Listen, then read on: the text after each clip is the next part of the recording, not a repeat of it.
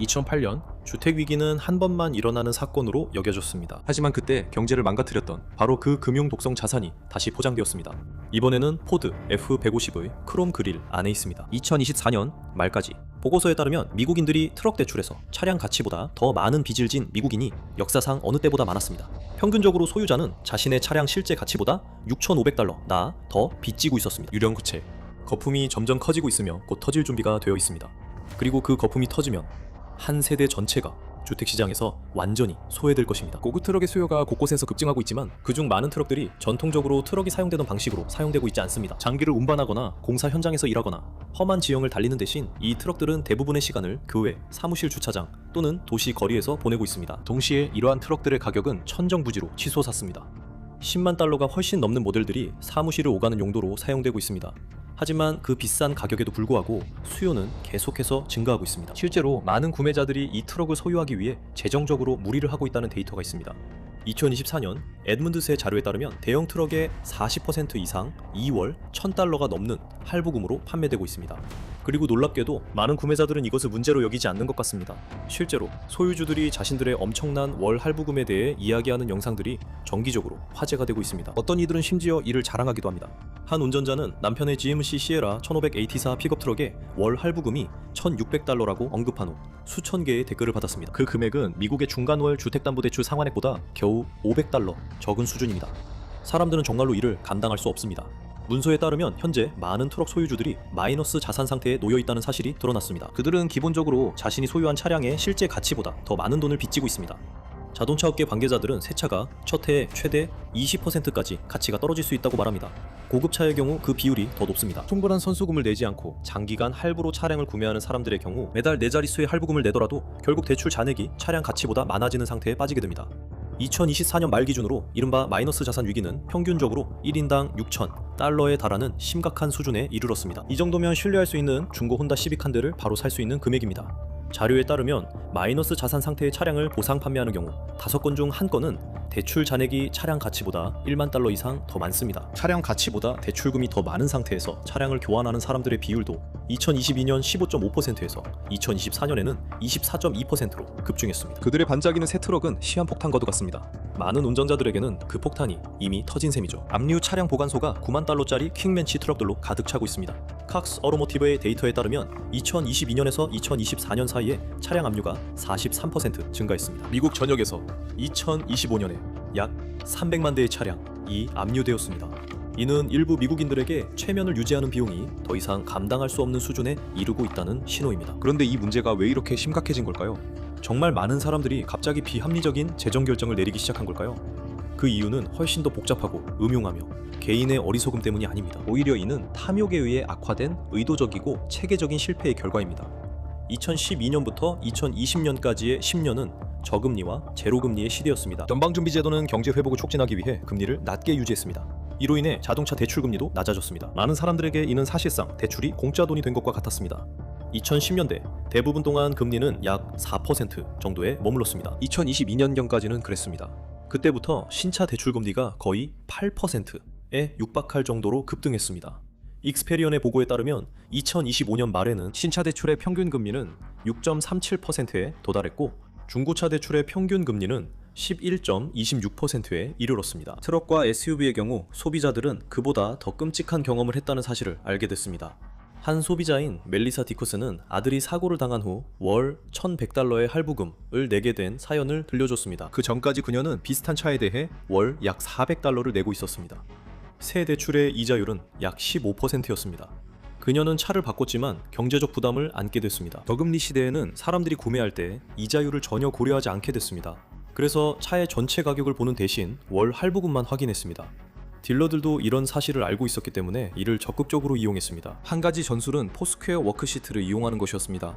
이 종이는 네 부분으로 나뉘어 있는데 각각 구매 가격, 기존 차량의 매입가, 선수금, 월 할부금입니다. 처음에는 유용해 보이지만 전직 자동차 딜러들에 따르면 딜러들은 이 워크시트를 이용해 잠재 고객을 자신들이 원하는 숫자, 즉 월 할부금 쪽으로 유도했습니다. 고객이 여전히 망설인다면 딜러는 훨씬 더 긴 기간의 대출을 조건으로 월 할부금을 낮추는 협상을 할 수 있습니다.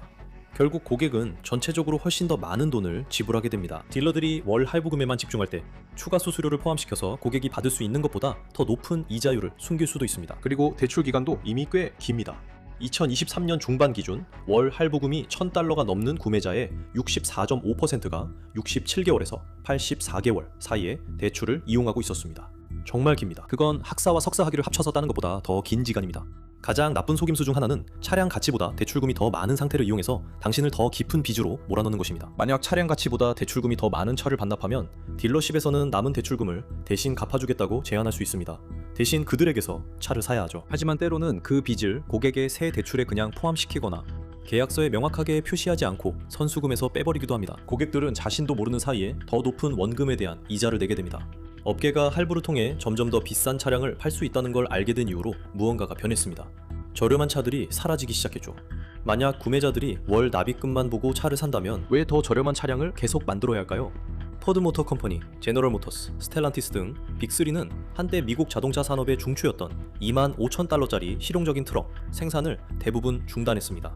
단순하고 수십 년 동안 사람들이 의지해왔던 저렴한 픽업 트럭들은 사라지고 있었습니다. 그 자리를 포드 F150 같은 트럭들이 대신하게 되었죠. 반도체 부족 시기에 이윤을 극대화하기 위해 만들어진 이동식 고급 스위트룸 같은 차량입니다. 콕스 오토모티브의 자료에 따르면 2025년 7월 기준 대형 트럭의 평균 가격은 거의 $64,800에 달했습니다. 그리고 실제 가격은 그보다 훨씬 더 비싼 경우가 많습니다. 예를 들어 포드 F150의 시작 가격은 $38,800로 보기에 합리적으로 보이죠. 하지만 2025년에는 필수 수수료를 포함하면 8가지 트림 중 5가지가 $65,000를 넘습니다. 트럭 가격이 크게 오른 이유 중 일부는 전체 자동차 가격 인상과도 관련이 있습니다. 1999년부터 2019년까지 자동차 가격은 총 2.3% 상승했습니다. 하지만 그 이후 6년, 즉 2019년부터 2025년까지는 가격이 23%나 올랐습니다. 이는 10배나 높은 수치입니다. 고급 트럭 시장은 상황이 더 심각합니다. 가격이 천정부지로 치솟았고 자동차 제조사들은 특히 미국에서 엄청난 수요 덕분에 가격을 올릴 수 있다는 걸 알았습니다. 미국 픽업 트럭 시장은 전 세계 수요의 37%를 차지합니다. 2024년 한 해에만 미국 소비자들은 410만 대의 픽업 트럭을 구매했으며 이는 전년 대비 12% 증가한 수치입니다. 이는 로스앤젤레스에 사는 모든 주민이 같은 해에 픽업 트럭을 한 대씩 산 것과 맞먹는 수치입니다. 대부분의 사람들에게 이렇게 옵션이 가득하고 가격이 비싼 트럭은 전혀 필요하지 않습니다. 통계에 따르면 포드 F150 소유자의 35%는 1년에 한 번 이하 로만 트럭을 이용해 짐을 나릅니다. 이들 소유자의 4분의 3은 1년에 한 번 이하 로만 트럭으로 무언가를 견인합니다. 그리고 오프로드를 1년에 2번 이상 가는 사람은 30%에 불과합니다. 이는 $1,200짜리 심해 잠수복을 사서 매일 샤워할 때 입는 것과 같습니다. 대부분의 고급 트럭 소유자들은 사실 트럭이 필요하지 않습니다. 사실상 모든 필요의 99%는 세단이나 크로스오버 차량으로도 충분히 해결할 수 있고 가격도 훨씬 저렴합니다. 이런 소유주들이 자신의 차량이 더러워지는 걸 거부하는 바람에 이런 차들은 포장도로의 공주님이라는 별명을 얻었습니다. 하지만 자동차 제조사들은 이런 트럭의 최고급 트림을 그 어느 때보다 빠르게 쏟아내고 있습니다. 반면에 기본 모델 트럭의 공급은 줄이고 있습니다. 2026년 초 포드는 플래티넘과 플래티넘 플러스 등 최고급 트림 F150의 재고를 늘렸습니다. 반면에 엑셀 기본 모델의 생산은 19%나 줄였습니다. 공급이 부족해질 때마다 이런 일이 반복되고 있습니다. 팬데믹 이후 포드는 엔트리 레벨 작업용 트럭보다 고급 트림을 우선시했습니다. 부족 현상은 선택을 강요하고 한 대당 $35,000의 추가 수익을 내는 트럭은 쉽게 선택할 수밖에 없습니다. 포드는 차량의 정확한 이익률을 공개하지 않지만 저희가 알아본 결과 플래티넘 트림은 고객을 더 비싼 트림으로 유도하는 강력한 판매 수단이었습니다. 플래티넘 트림은 엑셀 기본 트림의 권장 소비자 가격인 $38,800에 비해 $87,000로 훨씬 비쌉니다. 점점 불확실해지는 경제 상황에서 이렇게 많은 사람들이 어떻게 이런 가격을 감당할 수 있을까요? 간단한 답은 감당할 수 없다는 겁니다. 하지만 딜러십과 은행들은 이 럭셔리 트럭들이 예산 안에 있다고 소비자들을 속이고 있습니다. 구매자들이 전체 가격이 아니라 월별 할부금에만 집중하면 감당할 수 있는 범위가 유연해집니다. 대출 기간을 7년으로 늘리면 딜러십은 비싼 차량도 감당할 수 있는 것처럼 보이게 만들 수 있습니다. 은행들은 84개월 할부를 새로운 기준으로 만들면서 이를 부추기고 있습니다. 2025년 2분기에는 신차 금융의 22.4%가 84개월 대출로 이루어졌습니다. 이는 전년도 17.6%에서 증가한 수치입니다. 이러한 대출 조건은 80년대 중반쯤 등장했지만 수십 년 동안 거의 사용되지 않았습니다. 자동차 업계에서는 이를 비윤리적인 행위에 가깝다고 강하게 비판했습니다. 2015년까지만 해도 소식통에 따르면 혼다 미국 판매 책임자인 존 맨델은 84개월 대출, 이 우리뿐만 아니라 업계 전체에 멍청한 짓이라고 말했습니다. 그래서 2018년에도 이렇게 긴 기간의 신차 대출은 전체의 몇 %에 불과했습니다. 하지만 2026년에는 신차의 5분의 1 이상이 이런 대출로 구매되고 있습니다. 혼다조차도 2022년에 결국 굴복해서 고객들에게 7년 대출을 제공하기 시작했습니다. 자동차 제조사들은 점점 더 비싸지는 자동차를 소비자들에게 판매할 수 있는 유일한 방법임을 깨닫고 입장을 바꾼 것입니다. 저렴한 자동차를 판매할 방법을 찾는 건 애초에 고려 대상이 아니었던 것 같습니다.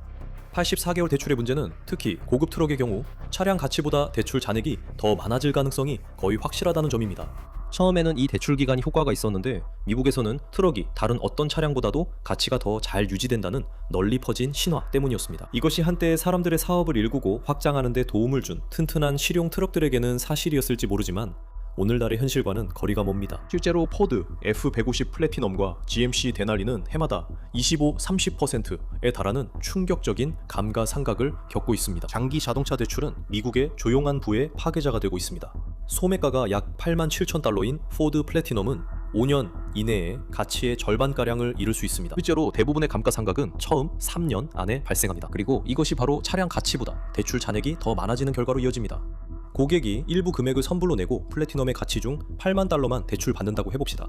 신용도도 꽤 좋아서 7% 금리로 대출을 받습니다. 즉, 앞으로 7년 동안 이자로만 거의 21,400달러를 내야 한다는 뜻입니다. 몇천 달러만 더 내면 그들은 포드 플래티넘의 이자만으로도 실용적인 2026년형 토요타 코롤라를 살 수 있었을 겁니다. 7,000달러의 초기 선수금을 내고도 고객은 여전히 자신의 고급 트럭에 대해 10만 1,400달러를 더 갚아야 합니다. 안타깝게도 3년이 지난 후 그들의 트럭 가치는 4만 3,500달러밖에 되지 않습니다. 모든 할부금을 제때 다 냈다 해도 아직 5만 400달러를 더 갚아야 합니다. 이로 인해 거의 7,000달러에 달하는 차량 가치보다 대출 잔액이 더 많아지게 됩니다. F150도 예외는 아닙니다. 2021년부터 2026년까지 쉐브로넷 실버라도 1,500과 GMC 시에라 역시 42%의 감가상각이 발생했습니다. 그리고 만약 그 트럭들을 팔려고 한다면 중고 시장은 붕괴된 상태입니다. 소비자들이 결국 트럭에서 멀어지고 있기 때문인데 이는 부분적으로는 생활비와 유가 상승 때문입니다. 2026년 초 보고서에 따르면 다음 차량으로 SUV나 트럭을 선택할 것이라고 생각하는 사람들의 비율이 3% 감소했습니다. 이 모든 상황은 소비자들이 순가치가 마이너스인 자산과 함께 점점 더 늘어나는 부채의 악순환에 갇히게 만들었고 뚜렷한 해결책도 없는 상태입니다. 그 여파는 이미 시작되었습니다. 무디스 자료에 따르면 서브프라임 자동차 대출의 30% 이상이 채무 불이행 상태인 것으로 나타났습니다. 이것은 바로 대침체를 일으켰던 서브프라임 모기지 채무 불이행률과 비슷한 수준입니다. 그렇다면 은행들은 이렇게 많은 연체에 대해 무엇을 하고 있을까요? 손해를 보고 있는데 은행들이 불만이 없는 걸까요? 꼭 그렇진 않습니다. 사실상 은행들은 전혀 돈을 잃고 있지 않기 때문입니다. 은행들은 소비자들이 파산하더라도 자신들을 보호할 수 있도록 이러한 대출을 만들었습니다. 2025년에 블룸버그는 신용이 나쁜 소비자들에게 제공된 자동차 대출이 370억 달러 이상의 채권의 담보가 됐다고 보도했습니다. 하지만 월스트리트는 이로부터 이익을 얻는 방법을 찾아냈습니다. 은행들은 신용 위험이 큰 고객들에게 터무니없이 높은 이자율을 부과하기 시작했고 그 위험을 분산시켰습니다. 이것을 증권화라고 부릅니다. 이 관행은 대침체 이후 주택담보대출에 대해 엄격하게 규제되었습니다. 새로운 법률과 소비자 금융보호구 CFPB의 설립 덕분이었습니다. 기업들은 소비자들이 대출을 상환할 가능성이 높은지 확인하기 위해 그들의 재정 상황을 조사해야 했습니다. 하지만 자동차 딜러들은 자동차가 미국인들에게 절대적으로 필요한 상품이라고 주장하며 CFPB의 감독에서 면제를 받기 위해 치열하게 싸웠고 결국 면제를 얻어냈습니다. 게다가 대부분의 자동차 대출은 같은 은행들이 집중적으로 보유하고 있는 게 아니기 때문에 은행들은 거의 위험을 감수하지 않습니다. 이 대출들은 신용조합이나 포드 크레딧과 같은 제조사 금융 계열사에 분산되어 있습니다. 그래서 소비자가 채무 불이행을 해서 모든 것을 잃더라도 은행은 여전히 이익을 봅니다. 한 가지 예로 드라이브 2019 3트러스트가 있습니다. 명목 가치는 12억 1천만 달러였지만 추가로 3억 4,400만 달러의 자동차 대출이 함께 묶여 있었습니다. 손실을 완화하기 위해서였습니다. 이 거래는 미국 최대의 서브프라임 대출 기관 중 하나인 산탄데르 컨슈머 USA가 처리했습니다. 산탄데르의 계획은 단순했고 그들에게 막대한 이익을 가져다 주도록 설계되었습니다. 그들은 평균 19,000%의 이자율로 대체로 신용 위험이 높은 차입자들에게 자동차 대출을 제공합니다. 일부 대출은 이자율이 무려 29.99%에 달하기도 했습니다. 하지만 채권은 이자율이 절반에서 1% 정도만 지급했습니다. 이자율이 너무 높아서 산탄데르는 소비자의 42%가 상환을 하지 못하더라도 은행이 여전히 이익을 볼 것이라고 예측했습니다. 2025년 평균 연체율이 30%에 달했으니 꽤 괜찮은 내기였죠. 그리고 연체에 대비하기 위해 산탄데르는 드라이브 2019-3의 구조를 짤 때 창의적인 방법을 사용했습니다. 모든 대출자가 연체하더라도 가장 먼저 상환받는 상위 3개 트렌치의 투자자들은 손실을 보지 않게 됩니다. 회사 자체는 증권화에 5%만 투자하면 됐습니다. 이 경우 7,100만 달러가 자기 자본이었죠. 만약 연체가 대량으로 발생한다면 회사는 마지막에야 상환을 받게 됩니다. 하지만 연체율이 예상했던 꽤 높은 비율이나 그 이하로 나온다면 회사는 남은 돈에서 상당한 몫을 차지하게 됩니다. 실제로 S&P 글로벌 레이팅스의 보고서에 따르면 대출자의 60%까지 연체하더라도 모든 선순위 채권자는 상환을 받을 수 있다고 했습니다. 한 사모투자은행 관계자는 이것을 핵폭발에 대비한 방공호처럼 구조화된 것이라고 생각할 수 있다고 말했습니다. 게다가 GPS 기술과 번호판 추적 덕분에 할부금을 연체한 차주들의 차량을 찾고 회수하고 다시 판매하는 일이 그 어느 때보다 쉬워졌습니다. 그러한 판매에서 나온 돈은 곧바로 채권 보유자들의 계좌로 들어갑니다. 전국 자동차 금융협회 성명에 따르면 이러한 서브프라임 대출은 소비자들을 돕기 위한 것이라고 합니다. 그렇지 않으면 신용이 좋지 않은 사람들은 미국처럼 자동차에 크게 의존하는 나라에서 교통수단을 가질 수 없을 것입니다. 하지만 업계 전문가들은 이에 동의하지 않습니다. 한 법학 교수이자 전 CFPB 위원은 이렇게 말했습니다. 이 시장은 대출자들을 착취할 수 있음에도 불구하고 돈을 벌 수 있도록 구조화되어 있습니다. 이것이 바로 드라이브 2019-3에서 실제로 일어난 일입니다. 이 펀드가 청산될 때 대출금의 25%가 상환되지 않았습니다. 산탄데르는 42%의 연체율을 예상하고 있었기 때문에 이로 인해 이 그룹은 엄청난 이익을 얻게 되었습니다. 저희는 SEC 제출 서류를 조사했고 산탄데르가 대출 관리 수수료로 약 1억 2,100만 달러를 받은 것 외에도 산탄데르는 최소 1억 5,500만 달러의 보너스 지급금도 챙겼습니다. 하지만 그 이면에는 훨씬 더 가혹한 현실이 있었습니다. 고객의 4분의 1 이상 이 차량을 압류당했습니다. 많은 사람들이 점점 늘어나는 빚의 악순환에 갇히게 되었습니다. 어떤 경우에는 파산까지 내몰리기도 했습니다. 가장 끔찍한 점은 뭘까요? 이런 압류가 일어날 때 단순히 가족 차량만 견인되는 게 아니라는 겁니다. 그들은 대부분의 사람들이 꿈꾸는 아메리칸 드림마저 함께 빼앗아가고 있습니다. 트럭 할부금 자체가 미국인들의 재산을 생각보다 훨씬 더 많이 갉아먹고 있습니다. 트럭에 쓰는 돈만의 문제가 아니라 그 돈으로 할 수 있었던 다른 일들도 있다는 점이 문제입니다. 매달 4자릿수 트럭 할부금을 감당하는 사람들은 그 돈으로 은퇴자금을 수백만 달러로 불릴 수도 있습니다. 매달 1,300달러의 트럭 할부금을 30년 동안 S&P 500에 투자했다면 297만 달러를 만들 수 있습니다. 그 돈이면 아주 여유로운 은퇴 생활은 물론 고급 주택 3채나 노년에 즐길 수 있는 개인 섬 하나도 살 수 있습니다. 이런 식으로 할부금이 보이지 않는 부의 이전이 되는 것입니다. 이런 할부금은 가계 소득을 갉아먹고 사람들이 집을 살 수 있는 저축 능력을 약화시키고 있습니다. 연간 7만 5천 달러를 벌면서 매달 1,200달러씩 할부금을 내는 사람은 대출 조건과 빠르게 가치가 떨어지는 차량을 감안하면 구매력을 16만 5천 달러 나 깎아먹고 있는 셈입니다.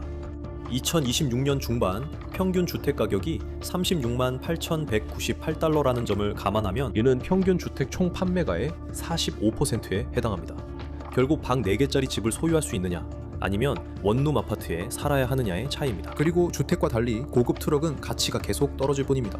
소비자들은 착각보다 대출금이 더 많은 상태에 놓이고 빚은 더 늘어나며 은행과 딜러십에 의해 미래의 기회마저 빼앗기고 있습니다. 이렇게 말도 안 되는 금융거래들이 벌어지고 있음에도 불구하고 어떤 사람들은 남의 자동차 빚은 그 사람만의 문제라고 생각합니다.